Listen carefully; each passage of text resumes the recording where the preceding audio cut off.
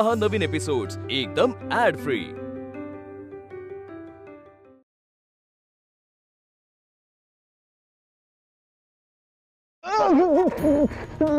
साहेब चूक झाली साहेब, माफ करा साहेब। You Indians can't even execute a single task. I asked you to go to the Kesri office and submit that news. It was that simple. हो साहेब, तेच केलं साहेब। Then how did that Pal Tilak come to know that it was my plan? Balwantrao, तुम्ही आधी माझ्या प्रश्नांची उत्तरे द्या। सांगा बरं, तो तक्रारदार खोटा होता हे तुम्हाला कसे कळले? काही विशेष नाही आगरकर, चला। मला नसेल सांगायचं तर राहू द्या। तसे मुळीच नाही। हे पहा, सुरुवातीपासूनच हे प्रकरण मला असे जुळवून आणलेले वाटत होते। कसलीशी शंका मनात होतीच। तो अगदी तक्रार घेऊन आला तेव्हापासून ज्या पद्धतीने तो सगळं सांगत होता त्यावरूनच मला काहीतरी खटकत होते। जी तक्रार तो घेऊन आला होता ती साधी सुधी नव्हती। म्हणाला दागिने चोरीला गेले, पण बोटात अंगठी होतीच। हो, मी आता तुम्हाला खडानखडा माहिती सांगतो। तो दिवस पौर्णिमा होती आणि जी तक्रार तो करत होता ती देखील साधी सुधी नव्हे। डॅनियल विरोधात, इंग्रजांविरोधात तक्रार होती, तरी त्याच्या चेहऱ्यावर जराही दडपण नाही, दुःख नाही, अगदी निश्चिंत होता की। अहो, असं काय करताय बळवंतराव? आपल्या समोरच रडला की तो। नाटक? काल रात्री नाटक पाहायला गेलो होतो।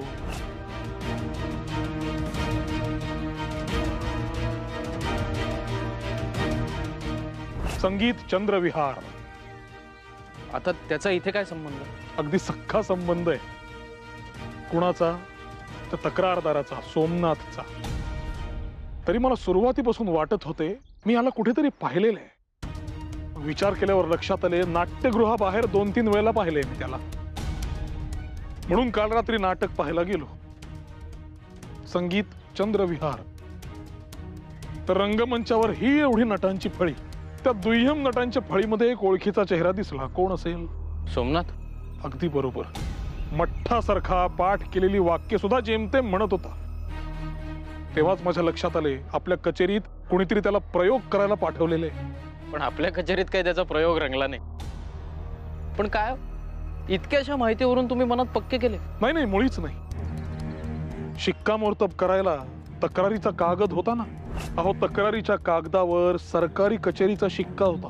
आता हा कापडाचा व्यापारी म्हणतो, त्याच्याकडे सरकारी कागद आला कुठून? या प्रकरणावर पडदा पाडायला एवढे पुरेसे होते। धन्य आहे बळवंतराव, वकिली बरोबर तुम्ही हेरगिरीचे शिक्षण देखील घेतलेले दिसतंय। एक काम करा, त्या डॅनियलला 4 हेरगिरीचे धडे द्या। साहेब ऐका ना, माफ करा साहेब, चूक झाली माझ्याकडनं। तुम्ही सांगितलं तसंच केलं ना साहेब। I don't want any excuses.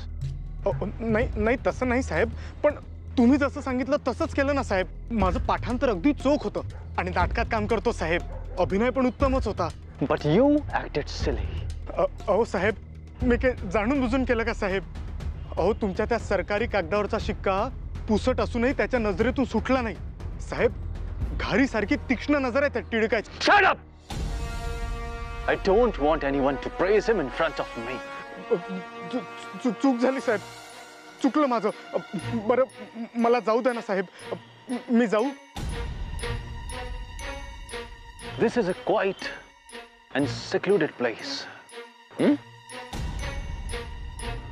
साहेब, मला इथे का आणलं? In the British rule, there is only one punishment for those who commit crimes. गुन्हा? साहेब, माझा काय गुन्हा यामध्ये? What crime? Because of you, that Tilak spit on my face.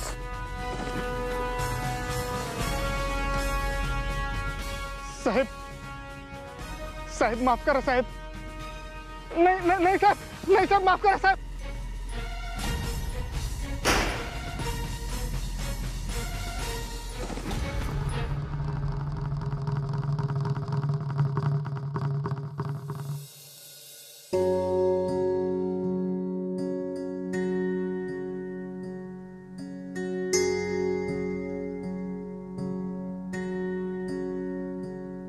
Balwantrao, सुरू करा.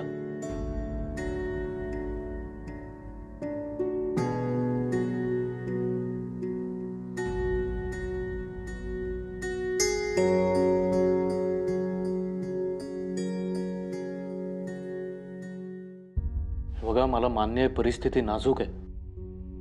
तुम्ही एक काम करा, हवं तर काही दिवस घरीच थांबा वहिनींसोबत. कचेरीतली कामं आपण कचेरीतली कामे थांबवून चालायचे नाही. नाही म्हणजे बिचारा भामाताई त्या सतत सांगायच्या, त्रास होतोय, पोटात दुखतंय. आपल्यालाच नाही समजलं.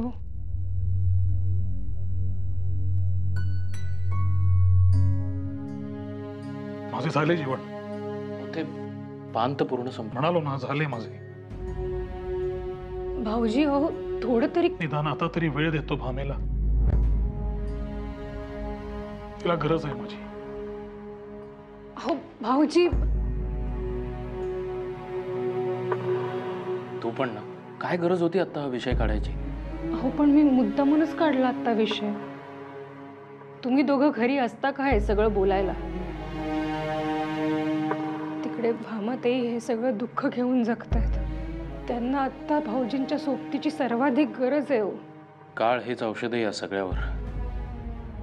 पुरुष वरून कितीही कणखर असल्याचं दाखवत असला तरी जेव्हा त्याच्या पत्नीला त्रास होतो तेव्हा त्याचा धीर पूर्णपणे ढासळतो. आणि हे असं गरोदरपणात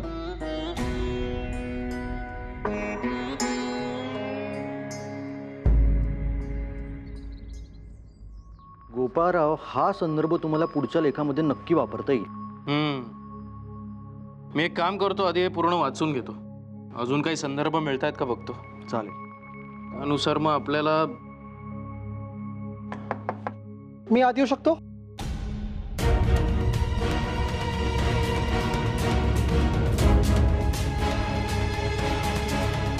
हे कोण आता?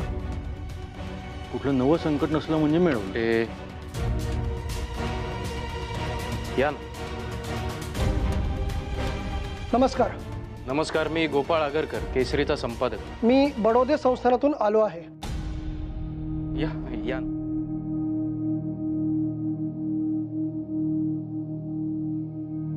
हे घ्या.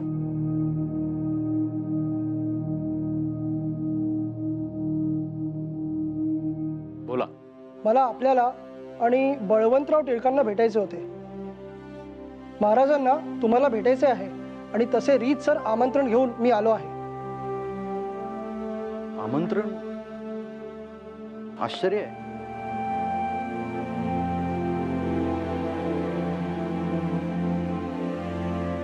बळवंतराव, शास्त्री बुवा.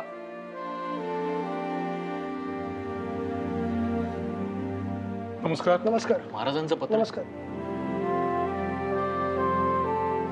सयाजीराव महाराजांकडून? होय, महाराज पुना जिमखाना इथे येणार आहेत आणि त्यांनी केसरीकरांची भेट घ्यायची इच्छा व्यक्त केली आहे. वा. नाही, महाराजांची इच्छा आहे तर आम्हाला आनंदच आहे भेटण्यात.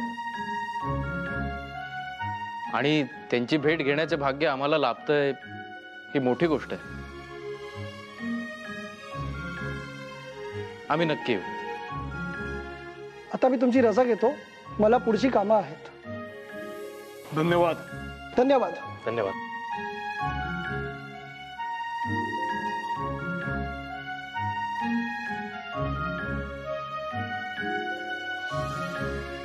बळवंतराव, पुना जिमखाना म्हणजे काही साधीसुधी वास्तू नाही.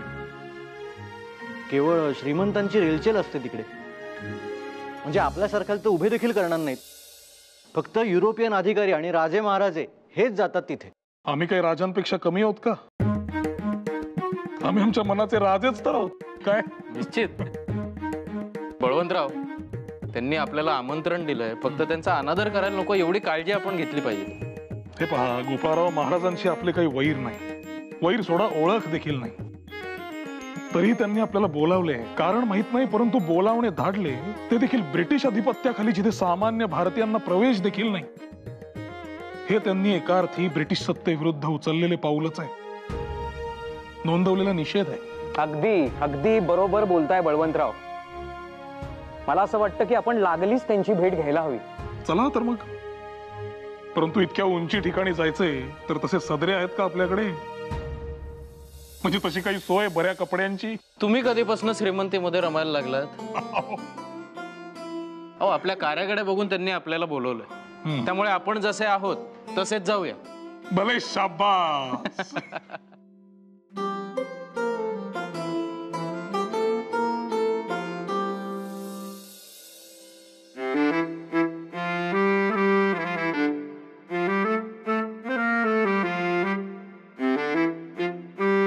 येतो ग मी. कुठे येत आहे? कुठे म्हणजे? मी म्हणालो तो सयाजीराव महाराजांना भेटायला जायचंय. हे असे म्हणजे? छे बाई, इथे एक गोष्ट मला वेळच्या वेळी सापडत नाहीये. तू इतकी अस्वस्थ होऊन काय शोधतेस? अहो, इतक्या मोठ्या महाराजांना भेटायला ना जाताय, अंगावर एखादा दागिना नको का? म्हणजे निदान गळी एखादी मोतीमाळ किंवा हातात एखादी पोचे घातली असतील, पण ती तर आपण काशीनाथ भाऊजींना देऊन टाकली ना. किमान तुमची भिगबाळी. भामे, हे सगळं हवंय कशाला? म्हणजे काय? मी काय नवरदेव आहे? नवरदेव म्हणे. आपलं लग्न आठवतंय का? वरदक्षिणा म्हणून दागिने नको असं म्हणालं होतं कुणीतरी. केवळ पुस्तकं हवीत असं सांगितलं होतं.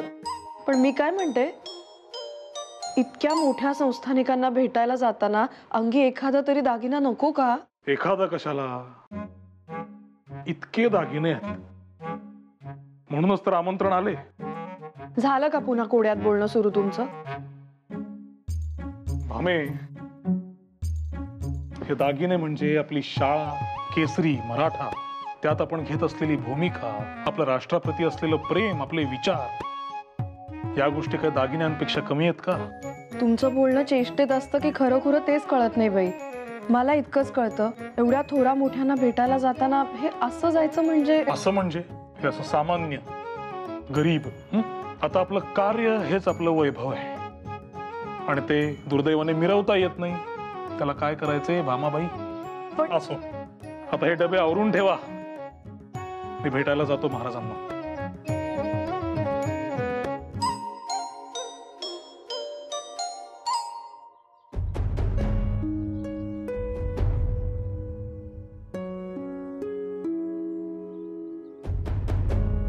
अहो थांबा, कोण तुम्ही? इकडे कुठे जाताय? कुठे जाताय म्हणजे? हे बघा, इथे कोणालाही प्रवेश दिला जात नाही, केवळ प्रतिष्ठित व्यक्तींनाच प्रवेश दिला जातो. होय का? हे वाचा, हे वाचा आणि तुम्हीच ठरवा तुमच्या लेखी आम्ही प्रतिष्ठित आहोत की नाही. तुम्ही इथेच थांबा, मी आज जाऊन विचारून येतो. तोपर्यंत थोडेही पुढे जाऊ नका. आमंत्रण देऊन देखील अपमानच. आपण निघूया बळवंतराव. आगरकर साधा दरवा नाही तो, त्यास काय ठाऊक. त्याला दिलेली कामगिरी त्यांनी बजावली. अहो, पण आपल्याला स्वाभिमान आहे की नाही? चला. आगरकर, अहो थांबा.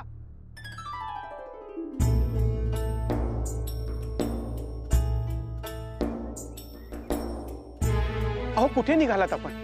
नमस्कार, मी बडोदे संस्थानाचा चिटणीस. आपण आला आहात याची मला कल्पना नव्हती. हो, नमस्कार. आम्ही अगदी वेळेच्या आधीच आलो होतो. मला कल्पना आहे आपण दिलेली वेळ पाळणारच.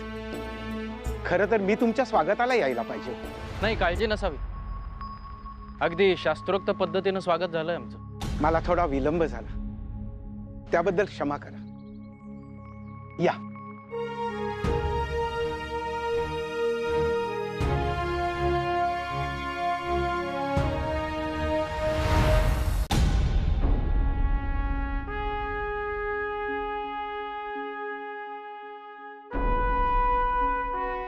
या. Who are these Indian commoners? What are they doing here? Excuse me, waiter!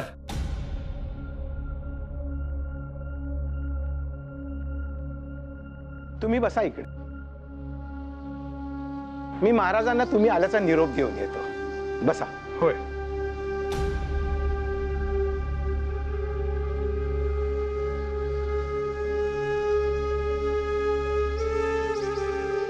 Who are they?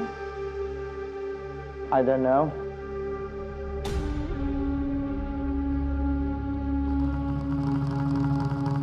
हे पाणी तुमच्यासाठी आहे. हे पाणी पिण्यास हरकत नाही. असं काय वेगळं आहे या पाण्यामध्ये? इथे प्रत्येक धर्मासाठी वेगळी खायची प्यायची व्यवस्था आहे. बर. आणि महाराजांचं काय? महाराज त्यांचा खानसमा स्वतः सोबत घेऊन आले. होय का? होय. बरं द्या.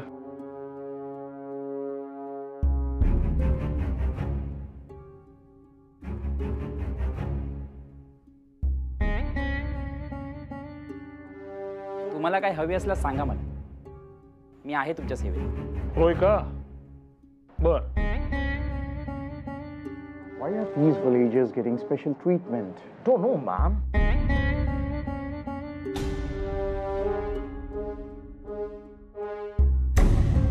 एक विचारू का? तुम्ही टिळक आणि आगरकर ना? ते केसरीवाले. मी वाचतो दर आठवड्याला. अभिमान वाटतो मला. शक्यच नाही. केसरी या नावात, या शब्दातच स्वाभिमान आहे, जो तुझा कधीच गतप्राण झालेला दिसतोय. केसरी वाचणाऱ्याच्या पाठीचा कणा आणि खांदे असे वाकलेले कधीच नसतात. निधडी छाती, उंच मान, भेदक नजर, बुलंद आवाज आणि ओतप्रोत भरलेला स्वाभिमान, ही केसरीची ओळख आहे. तुझ्यात यातले काहीच दिसत नाही. केसरी वाचून सुद्धा जर मान अशी खाली जात असेल तर तो आमचा पराभव म्हणावा लागेल. नक्कीच. तुम्हाला काय लागल्यास मला सांगा. मी आहे तुमच्या सेवेत. Who are they? Ask them to keep quiet or get lost.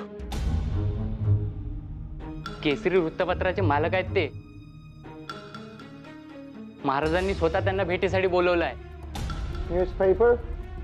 What's so special about it?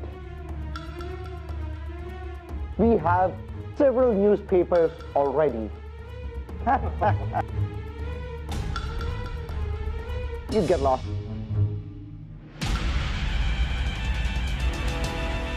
यावं महाराज.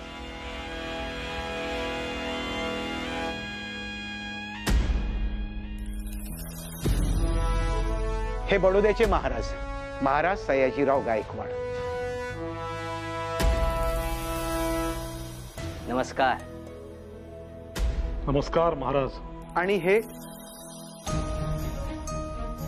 बळवंतराव टिळक आणि गोपाळ गणेश आगरकर. स्वागत आहे केसरीकार. बसा. तो मान आपला. आपण प्रथम आसनस्थ व्हा. आणि हो, आपला उचित गौरव झाल्याबद्दल आपणास शुभेच्छा. अहो, हा जो मान मिळू शकला आहे यात तुमचाच मोठा हात नाही का? बसा.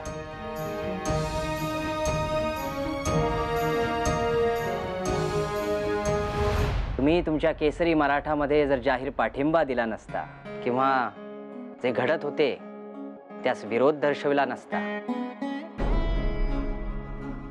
तर हे शक्य झाले असते. महाराज, आम्ही केवळ आमचे कर्तव्य केले आणि या गलिच्छ राजकारणाच्या मागे इंग्रज होते हे आता सिद्ध झालं. आमचं शत्रुत्व त्यांच्याशी. अर्थात. आणि तुमच्या याच परखड भूमिकेचा लाभ झाला जनमत निर्माण होण्यास. म्हणून सांगतो, तुम्हाला कधी कुठलीही समस्या असेल, अडचण असेल तर फक्त एक हाक द्या. आम्ही सदैव तुमच्या पाठीशी असू. महाराज, आपण हे बोलला या शब्दांनीच भरून पावलो आम्ही. तुम्ही जे राष्ट्रीय शिक्षण देत आहात त्यासही चांगला पाठिंबा लाभलाय. उत्तम गोष्ट आहे. शिवाय पुण्यातील जे स्थापत्यशास्त्राचे कॉलेज आहे त्याचेही देशाच्या उभारणीमध्ये मोलाचे योगदान असेल. पण प्रश्न त्याच्या पलीकडचे देखील आहेत. आहेतच महाराज. आणि त्यांच्याकडेच आपल्याला लक्ष वेधायचंय. सामाजिक विषमता, निरक्षरता, भेदभाव आणि इतर सामाजिक प्रश्न देखील आहेत. ते कसे सोडवायचे हाच विचार आहे. आणि महाराज, जोवर राजकीय हस्तक्षेप थांबत नाही तोवर हे प्रश्न काही सुटायचे नाहीत. कारण सत्ताधाऱ्यांना प्रश्न सोडवायचे नसतातच, ते वाढवायचे असतात, मोठे करायचे असतात.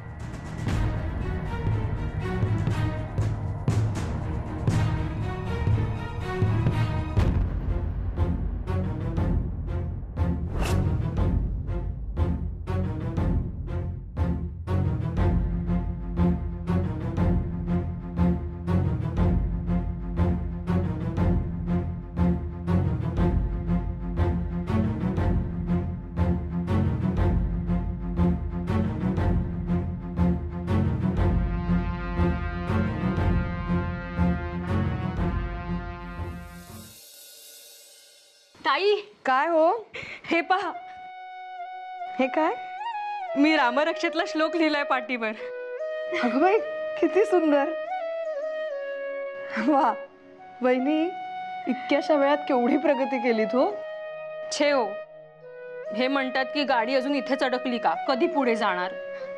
जाईल हो. घाई करून आपल्याला काय केसरीमध्ये अग्रलेख लिहायचे? हो ना, मी पण हेच म्हटलं त्यांना. आणि काय, तुमची पाटी कुठे आहे? गिरवताय ना अक्षर का नाही? नाही, ते मध्यंतरी जे झालं त्यानंतर.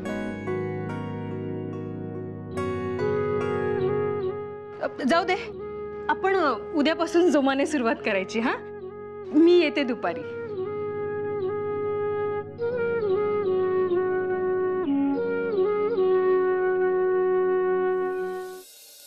येऊ आम्ही. महाराज, आपण आपल्या व्यस्त वेळापत्रकातून आम्हाला भेटण्याची इच्छा व्यक्त केली, शिवाय भेटलातही. आम्ही आपले ऋणी आहोत. हो, असे कसे? आजचा हा दिवस तुमच्यामुळेच तर बघू शकतो आम्ही. आणि आता भेटी होतच राहतील. कार्य सत्कारणी लावले जाईल. बरं.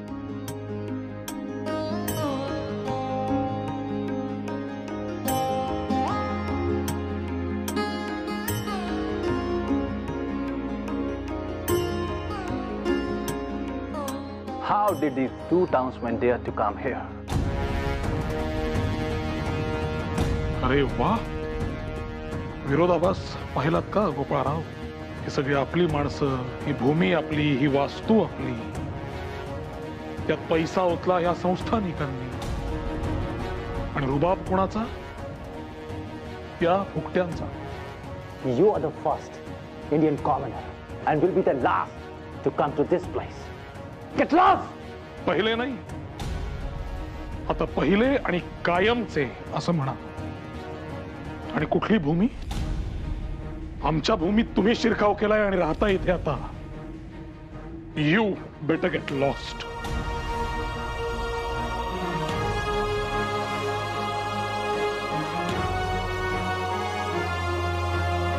चला.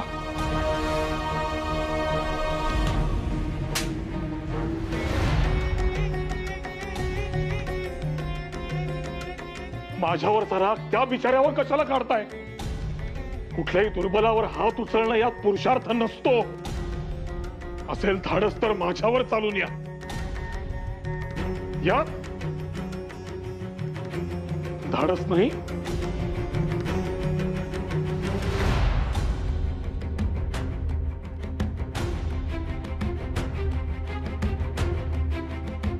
You! Just get lost from here! आवाज आम्हाला देखील वाढवता येतो मिस्टर डॅनियल, परंतु तो वाढवण्यापेक्षा तो पोहोचवणं जास्त महत्वाचं वाटतं आम्हाला.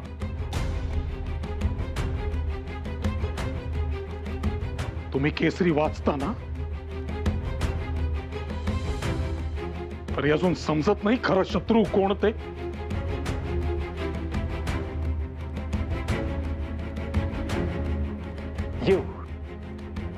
You spoiled my shoes. Clean them now. तुमचे बूट खराब झाले त्यात माझी काहीच चूक नाही. तरीही मी क्षमा मागतो, पण मी ते बूट साफ करणार नाही. Just obey my orders. You are my servant. बस झालं. सोडली मी तुमची नोकरी या क्षणापासून. आता मी तुमचा सर्वंट नाही. इथून पुढे तुम्हीच तुमचे बूट साफ करा. ही तुमची नोकरी.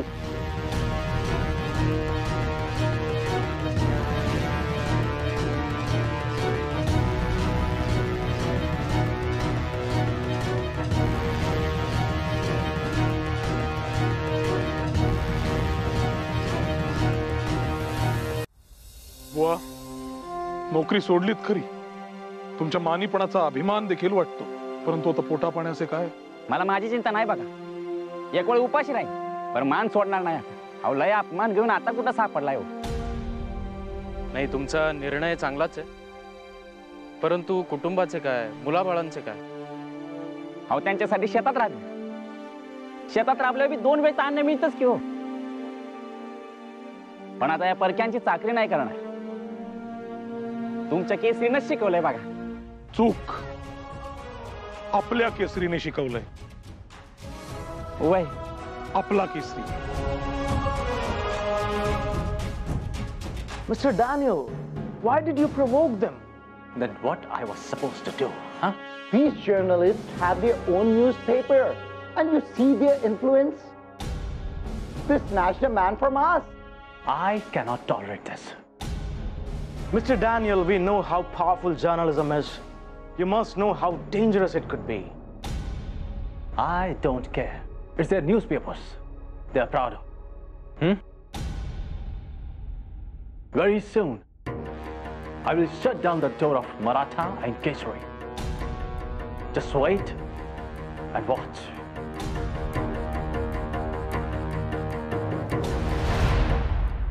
ताई, द्या इकडे. हे पण नाही, सवड मिळाली की तुम्हाला आराम नसतोच करायचा. काही ना काहीतरी आपलं आहेच. हो, हे सगळं कोण करेल मग? अहो, पण जरा स्वतःच्या तब्येतीला जपा, काळजी घ्या तुम्ही. बर. भामे, भामे. जानकी काकू आल्या की काय? या. काकू, अहो किती मोठ्यान हाका मारताय. इथंच आहोत तुमच्या समोर. अगं बातमीच तशी आहे म्हणून तातडीने तुमच्या कानावर घालायला आले. बरं झालं बाई, तू पण इथेच आहेस. अहो काकू, आम्ही वाटच बघत होतो. म्हटलं काकू अजून आल्या कशा नाहीत? म्हणजे वाऱ्यावरच्या बातम्या सांगते का मी? अगं तुमचे नवरे काय करतात, काय नवीन प्रताप केले ठाऊक आहेत का तुम्हाला? अगं बाई, आता काय झालं? नुसता जीवाला घोर एक एक. अगं ते कुठलं संस्थान? बडोदा. तिकडचे एक दिवाण आहेत म्हणे. त्यांच्या विरोधात न घाबरता लिहिलंय म्हणे वर्तमानपत्रात. अरे वा काकू, तुम्ही देखील केसरी वाचू लागलात वाटतं. सांगायचं तरी. चेष्टेचा विषय. आणि मी कशाच वाचू? तू वाचतेस ना, मग तुला नाही कळले? आमच्या खानावळीत माणसे रंगवून सांगतात की ते दिवाण कोण, ते माधवराव म्हणे. साधे सुधे माणूस नाही. त्यांच्या हातात सत्ता, मोठ्या ओळखी. अशा माणसांच्या वाकड्यात का जावं म्हणते मी. नाही, असं वाटणं बरोबरच आहे, पण आम्ही नाही पडत त्या सगळ्यात. आणि आपल्याला कुठे कळतंय त्यातलं? अगं पण आपल्या नवऱ्याचे हित अहित तर कळते ना. आता ह्या दिवाणाने घेतले यांच्याशिवाय आणि साधला डाव, तर किती महागात पडेल. केलाय का ह्याचा विचार? अगं आपण संसारी माणसं, आपल्याला नाही जमत ह्या मोठ्यांच्या गोष्टी. ते काही नाही, तुम्ही आता त्यांना खडसावून सांगा हे असले काही छापायचेच नाही म्हणून. आणि वृत्तपत्र काढलंय तेच मुळी सत्य सांगण्यासाठी ना. मग त्यामुळे ज्या कुणाला वाईट वाटायचं असेल ते वाटो. होतंय, बरोबर आहे तुमचं. बाई बाई बाई, आज अगदी वेगळंच रूप पाहिलं मी तुमचं. वाटलं होतं बातमी ऐकून तुमच्या पायाखालची जमीन सरकेल, पण अगदी धीराच्या निघाल्या माझ्या पोरी. तुमच्याच कडून शिकलो ना, परिस्थिती धिटाई शिकवते. अगदी खरंय. काकू, म्हणजे तुम्ही आम्हाला घाबरवायला आला होता की काय? नाही ग, उलट तुम्ही धीराचे आहात म्हणून तुमचे नवरे खंबीर उभे आहेत. खरं सांगू का, पेटती वात आहेत तुमचे नवरे. आपल्या पलीकडचा विचार करतात ते. त्यामुळे त्यांना सांभाळण्यासाठी तुम्हाला निरांजन व्हावंच लागेल, तरच तुमचा संसार निभावेल. माझा आशीर्वाद आहे तुमच्या पाठीशी, पण तो किती फळेल हे ईश्वराला ठाऊक. असं काय म्हणताय?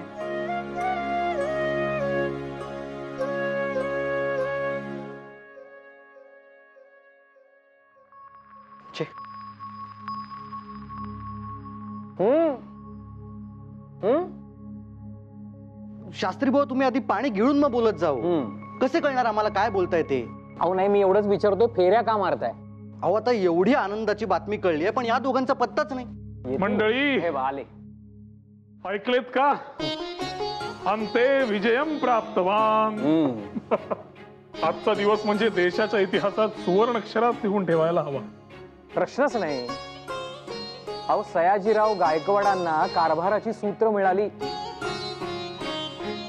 त्यांना मुखत्यारी मिळाली. अहो बडोद्यासाठी ही खूप महत्वाची गोष्ट घडली.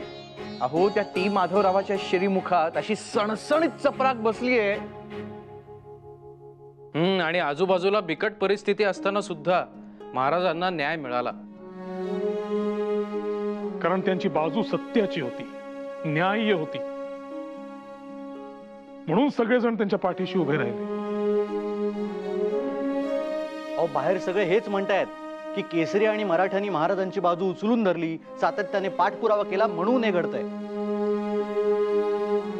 हे देखील योग्यच आहे, परंतु 100% योग्य नाही.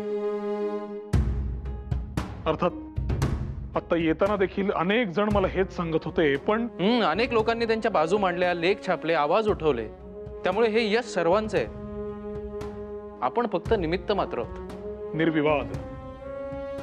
नाही ते असू देत, पण कसं आहे, या सगळ्या प्रकरणामुळे केसरी आणि मराठा या वृत्तपत्रांबद्दल लोकांच्या मनात जो विश्वास निर्माण झालाय ना, तो फार महत्वाचा आहे.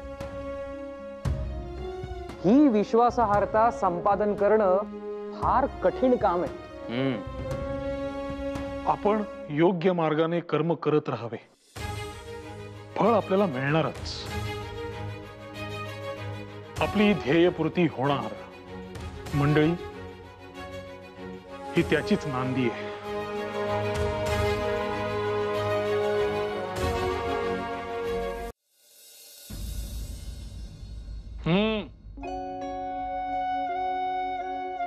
नाही काही नाही.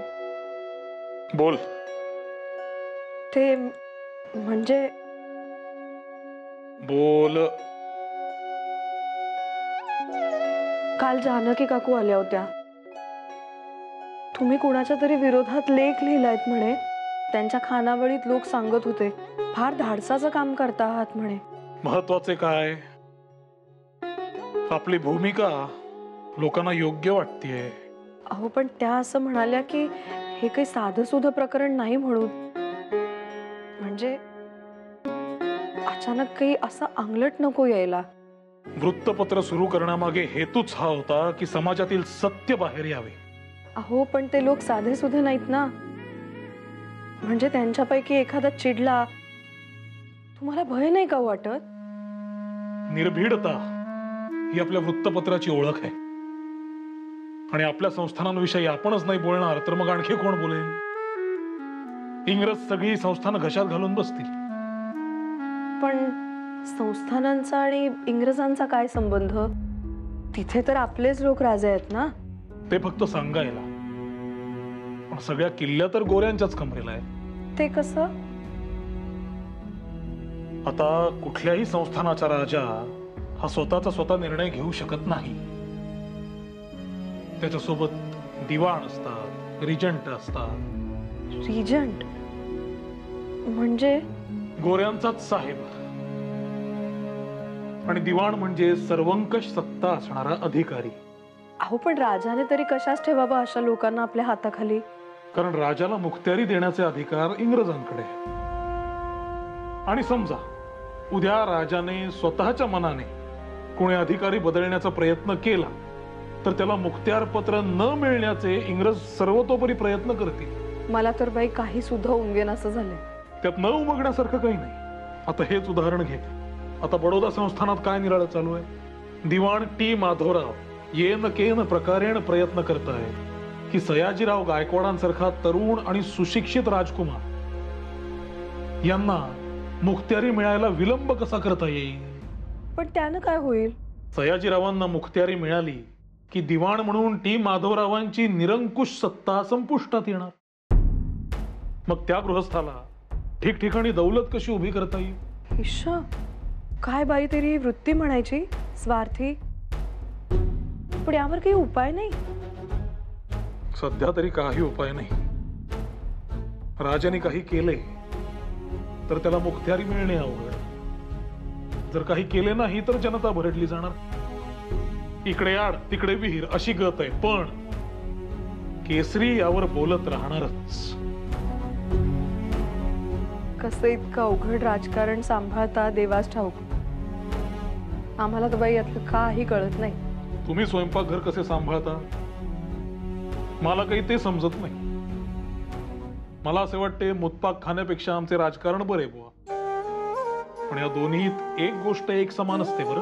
कुठली? स्वार्थ. राजकारणात सत्ता मिळवण्याचा स्वार्थ आणि पाककलेत स्वार्थ असतो तो मनात स्थान निर्माण करण्याचा. आपला हेतू शुद्ध आहे की नाही यावर आपले प्राक्तन ठरते. काय काय तरीच काय.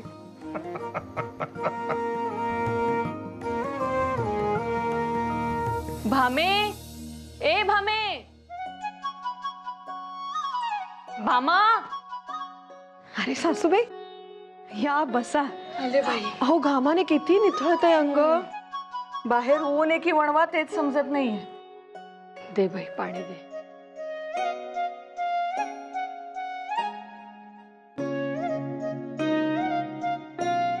अगं कृष्णा कुठे आहे? कृष्णा झोपली. झोपलीये होय. मला वाटलं आल्या आल्या भेटेल. बघता बघता मोठी होईल आणि एक दिवस अंगणातून भुरकन उडून जाईल बघ. पोरं बाळा असल्याशिवाय ना घराला श्रीमंती नाही बघ. तू बरी आहेस ना? ये बैस इथे. तब्येत पाणी सगळं व्यवस्थित आहे ना? त्रासबीस होत नाही ना काही आता? नाही. हे घे तुझ्यासाठी पौष्टिक लाडवांचा डबा आणलाय. रोज खात जा. काय यानं शरीराची झालेली सगळी झीज भरून निघते. आणि तुला काही त्रास होत असेल ना तर मोकळेपणानं सांग हो मला. अंगावर काहीही काढायचं नाही. अहो मला काही होत नाही आता सासूबाई. खरंच तब्येत चांगली आहे माझी. 4-5 दिवस जरा कंबर जडवल्यासारखी झाली होती पण मग गरम पाण्याने शेकलं तसं बरं वाटलं. ते बरं केलंस बघ. बायकांना किती त्रास असला ना तरी कंबर घट्ट करून उभं राहावं लागतंच बघ.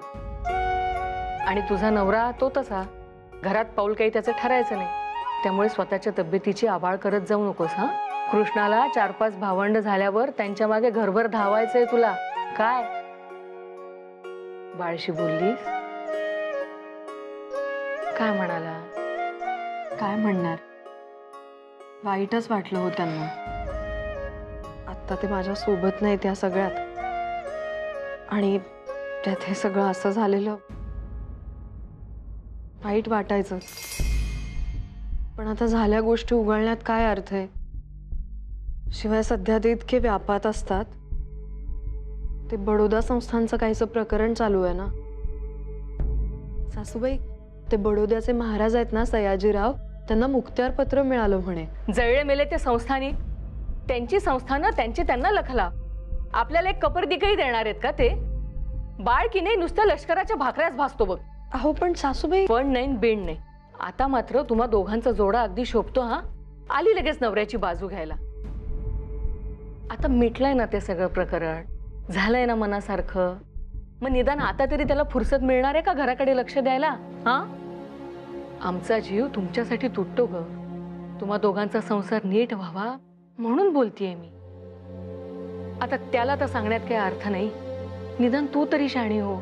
आणि हो भामे, ते शिकण्याचं आणि वाचण्याचं खूळ डोक्यातनं काढून टाक बरं. एकदा झालं ना तेवढं पुरे. पण सासूबाई, म्हणजे वाचण्याचा आणि हे जे काही झालं त्याचा काय संबंध? काही ना काही संबंध तर असेलच ना ग. म्हणून तर आपल्या थोड्या मोठ्यांनी बायकांनी हे करू नये असं सांगितलंय. त्या शब्दात, त्या मंत्रांमध्ये काही ना काही शक्ती असते म्हणे. ती फक्त पुरुषांना झेपते, बायकांना नाही. आणि गर्वारशी बायकांना तर त्याहून नाही. आपण काहीतरी करायला जायचो आणि हे असं काहीतरी होऊन बसायचं. ते नको बाई. चांगली 4-6, मी तर म्हणते अष्टपुत्रांची आई हो. आणि मग तुला काय करायचं ते कर. मी काही म्हणणार नाही. झालं? बळवंतराव! बळवंतराव! अहो गोपाळराव, एवढे ओरडायला काय झालं? मी दचकलो ना. अहो ते सगळं जाऊ द्या, आधी हे बघा. हे काय कुणाचे? निनावी. तपशील तर वाचा तुम्ही. महोदय, कळविण्यास अत्यंत खेद होतोय.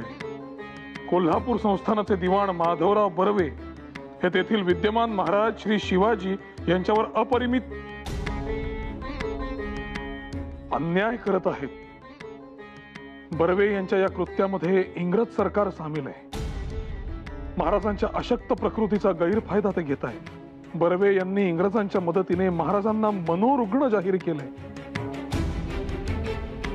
इतकेच नाही तर त्यांच्यावर उपचार करायचे सर्व हक्क स्वतःकडेच ठेवले. महाराजांची भेट घ्यायची परवानगी केवळ बर्वे यांच्या मर्जीतील मंडळींना आहे. बर्वे यांनी स्वतःचे खिसे भरून स्वतःसाठी भव्य इमारती बांधून घेतल्या आहेत व त्याचा भार संस्थानावर पडलाय. इतर गुन्ह्यांकडे कानाडोळा केला तरी आपली अस्मिता असलेल्या महाराजांवर अन्याय व्हावा आणि आपण ते पाहत राहावे, या इतके दुर्दैवी दुसरे काही नाही.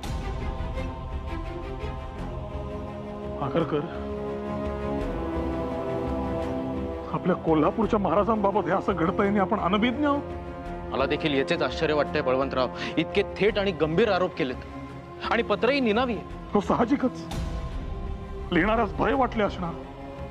प्रकरण खोटे निघाले तर त्याला शिक्षा आणि खरे निघाले तर जीवाच धोका. महत्वाची गोष्ट ही आहे की जर हे प्रकरण खरं असेल तर आता आपल्याला शांत राहून चालणार नाही. अहो कितीही झालं तरी श्री शिवाजी महाराजांबद्दल आहे. आपले छत्रपती आहेत ते. अर्थातच आपली अस्मिता आहेत, आपला अभिमान आहे. त्यांच्याबाबत हे असं कृत्य कोणी करूच कसं शकतं? बळवंतराव, या प्रकरणाच्या मुळाशी आपल्याला जावंच लागणार आहे. केसरी आणि मराठा आता शांत राहून चालणार नाही. आता या आगीचा दाहच ठरवेल त्याचे लोण कुठवर पसरणार ते. आता याची पूर्ण शहानिशा केल्याशिवाय शांत बसायचे नाही.